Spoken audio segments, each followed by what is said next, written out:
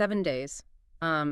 14 hours of reading every single day. Wow. Tucked away in like a wooden cabin deep in a forest somewhere. Right. Doesn't sound like a vacation, does it? Not at all. Sounds more like Eight. work. Intense work. Exactly. But this is Bill Gates's Think Week, and apparently it's been his secret weapon for, what, almost 40 years now? Yeah, pretty much. I Yeah. mean, imagine dedicating an entire week, twice a year, to nothing but just intense learning and really focused thought, completely cut off from the world. What could that unlock? It's a fascinating idea. Definitely. Okay, so let's dive deep into this. Today we're really unpacking this whole practice, Bill Gates's Think Week. Mm-hmm. And we're pulling insights, directly from sources that have explored this pretty unique ritual he has, stepping away into total solitude with basically just books and notes. And our mission here in this deep dive is really to figure out, okay, what exactly is Think Week? How does he actually, pull it off? Understand why it seems to have been so incredibly effective for him over the decades. And maybe most importantly, look at how you, listening right now, might be able to take some of these powerful ideas and apply them somehow in your own life. Yeah, like a shortcut maybe to understanding a powerful strategy for just gaining knowledge and sparking those big ideas. Exactly. A shortcut to the core principles. So where did this all begin? I mean, the source material seems to take us back to the early 90s. Right. While, most CEOs were probably caught up in that constant swirl of meetings, analyst demands, Gates did something that felt, well, almost counterintuitive back then. Disappeared. Yeah. That's basically it. Picture this, like very simple wooden cabin, Pacific Northwest. Not some luxury retreat, right? Just a place built for one thing, solitude. And he started doing this twice a year.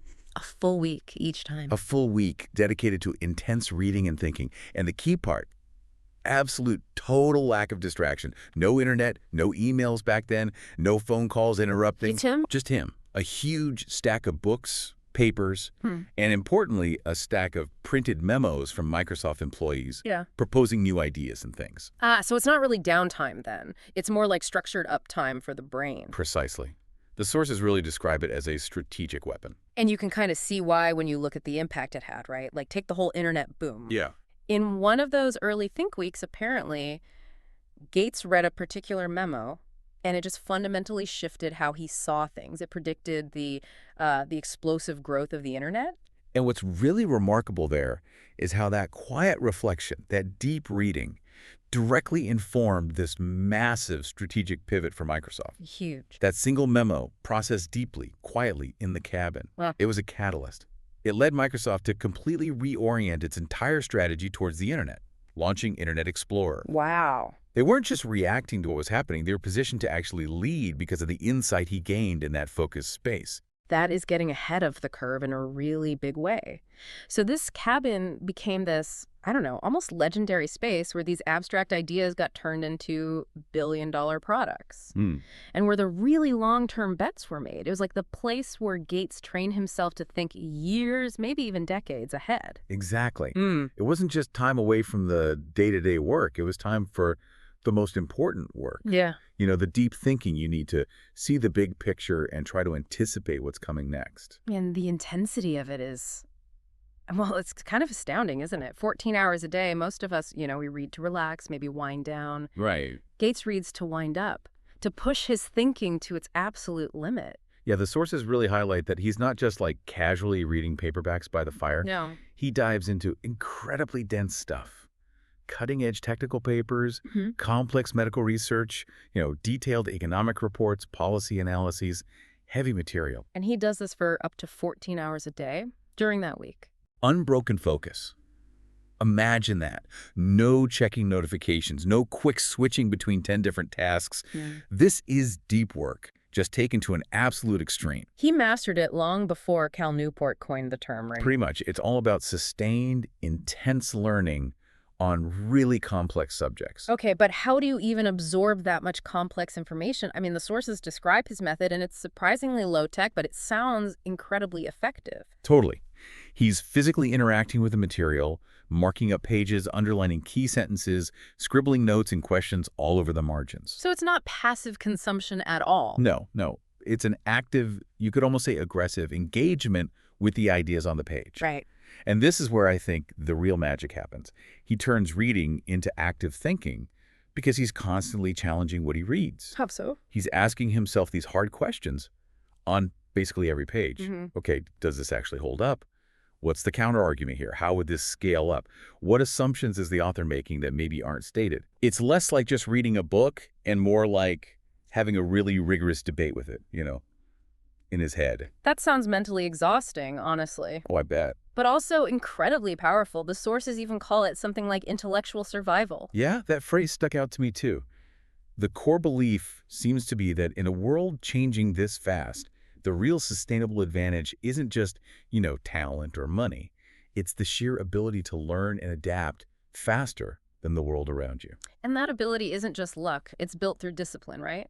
He didn't just wait for inspiration to strike or for a gap in his schedule to magically appear. No way. He scheduled this intense learning period deliberately. He designed his whole year to make sure this deep work happened. Twice. Like an athlete training for endurance. Exactly. He built his mental stamina through consistent, really challenging effort. And the result, you see it. It's a mind that's capable of holding these really intricate systems, anticipating global shifts, making decisions that genuinely move the needle on huge global problems, and of course, technological advancements. Another really key piece is what actually makes the cut for that reading pile. It's not just random books he fancies. No, it's curated strategically. Very strategically. The list is incredibly broad. You'll see public health, climate science, genetics, education, AI, all sorts. But there's a common thread, isn't there? He reads for actionable insight, for understanding, Right. not just general knowledge or, entertainment. Precisely. He actively seeks out the difficult topics, the high-impact areas that might seem complex or maybe even boring to other people, Yeah. but where understanding is absolutely crucial for the future. He often dives into areas where he knows very little going in. Meaning vaccine distribution logistics one week. And the latest in battery storage technology the next. He's constantly building and connecting this huge internal model of how different parts of the world interact. It's quite amazing. And the process doesn't just stop with marking up pages, right? Yeah. The sources emphasize he writes these detailed memos after the reading. Yeah, sometimes dozens of pages long, synthesizing what he's learned. And they're not just summaries. Not at all. They're more like frameworks for understanding. He's processing it, reflecting on where he agrees, where he maybe needs more information, and most importantly, how this new knowledge can actually be applied to real-world problems or future strategies for the foundation or other ventures. So the reading isn't just passive input. It's an active ingredient in generating output. Like his reading on energy poverty and climate change. Perfect example. That didn't just stay in a notebook in some cabin, Yeah. right? It became a foundational block for breakthrough energy. His multi-billion-dollar initiative aimed at clean energy innovation. Right. Exactly. Wow. And the sources mentioned, he gets recommendations from a wide network of experts, sure, but the filter is always the same. What's the filter? Will this help me think better about the future? If it doesn't pass that specific test, it doesn't make it into the Think Week pile. Doesn't matter how popular or recommended it might be. That really reinforces it, doesn't it? For him, reading is fundamentally a thinking strategy. It's a tool for navigating complexity and, well, uncertainty. In a world that just screams for more speed, constant connection, instant reactions, Bill Gates makes this deliberate choice to just stop. Hit pause. Yeah, hit pause. And the sources make a really compelling case that this pause isn't some kind of luxury. It's precisely what allows him to gain that crucial perspective, to leapfrog years ahead of others, potentially. It's about creating the space for true pattern recognition, I think. Stepping far enough back from the daily grind, the emails, the meetings, to actually see the underlying currents and anticipate where different trends are heading before they become obvious to everyone else. While most people are focused on the immediate data points, the quarterly reports, the daily news cycle. Gates is using Think Week to ask the really big, sometimes uncomfortable questions. Like what? What kind of questions? Questions like, okay, what major global forces are maybe on a collision course right now? Or what quiet technological shifts are building momentum but aren't quite mainstream yet? Or even, what are we as a society collectively ignoring because it just feels too complicated or too far off in the future? Exactly.